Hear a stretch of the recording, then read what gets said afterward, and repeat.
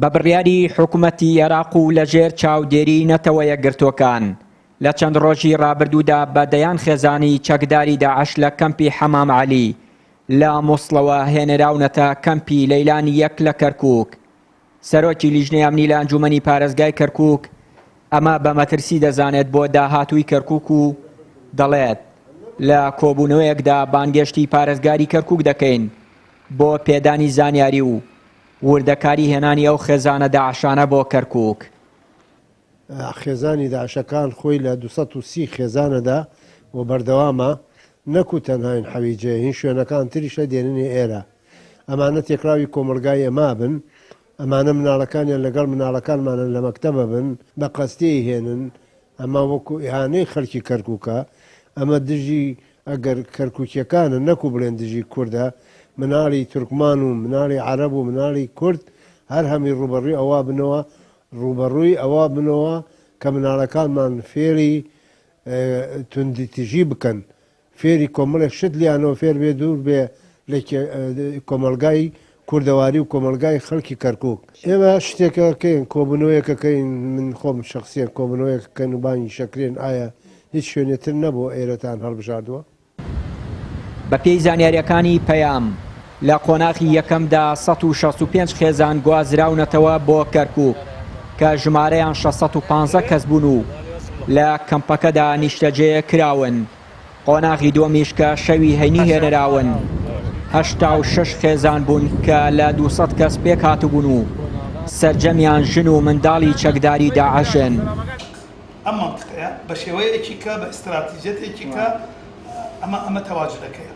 چاودێرێکی ئەمنی هێنانی ئەو خێزانە داعشانە بۆ کەرکووک بە پیلانێکی ئەقلیمی دەزانێت بۆ داهاتووی شارەکە و بەکارهێنانی دژ بە کورد. بەحقیقەت ئەم مەوزوعە دوو جانبی هەیە، جانبێکی دووەلیە خۆتەزانی معالەجەی خێزانی دەوڵەتی خلافەی ئیسلامی کە پێوترێ داعش. ئەمە مەسئلەیە کە هەموو عالەمی گردوتەوە و بە تایبەتی، بەڵام بە جۆرەی کەرکووک ئەو ئیستراتیژیەتە ئەگە شیعی عەرەبی ئەگە شیعی سنی لە عەرەب متفقن لەسەر ئەوەی کەوا هەوڵ ئەدەن کە تەعریبی کەرکووک بکەن بە شێوەیەکی عەقلانە و لەم ئیستراتیژیەش بالتەکید تورکمانشیان لەگەڵا تا حدێک بە سەرپەرشتی دووەلی ئیقلیمیە. یعنی ئەو مەسەلە لە عێراقیش دەرچووە، دووەلی ئیقلیمی دەورێکی ئەساسی ئەبینێ بۆ مەوزوعی کەرکووک و ئەوەش ئەگەیەنێت بە تایبەت ئەمەی ئێستا کە جەنابەت فەرمووت ئەوە ئەگەیەنێت کە ئێمە لە معادلە نیمان حتا لە کەرکووکیش تێگەیشتی، حتا کەسانی ئەوانەی کەوا 16 ئۆکتۆبەریانش دروست کرد هیچ ڕۆڵێکی ئەساسیان نییە لە مەوزوعە. مامەعنا کورد، تەواجودی کورد لە ناو کەرکووکە نەبوونی باشترە لە بوونی.